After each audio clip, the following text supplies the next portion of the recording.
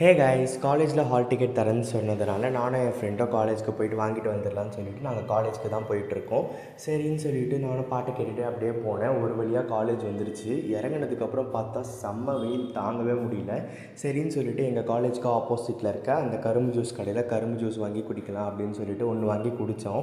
குடித்ததுக்கப்புறம் எனக்கு தாகமாகவே இருந்துச்சு. சரின்னு இன்னொன்றும் குடித்தேன். இந்த வெயில் டைமில் சாப்பாடை விட ஜூஸ் ஐட்டம்ஸ் தான் எனக்கு ரொம்ப பிடிக்குது, ஏன்னு தெரியல. காலேஜுக்குள்ளே வந்துட்டோம். வந்து பார்த்தா வேர்த்து ஊற்றுது, மூஞ்செல்லாம் முடியல. பிளேஸ்மெண்ட் சார் கிட்டே சைன் வாங்க சொன்னாங்க. வாங்கிட்டு வந்துட்டு போய் கொடுத்தா ஹால் டிக்கெட் ஒரு வழியாக கொடுத்துட்டாங்க. அப்பாடா, ஒரு வழியாக கொடுத்துட்டிங்களாடா அப்படின்ட்டு இருந்துச்சு.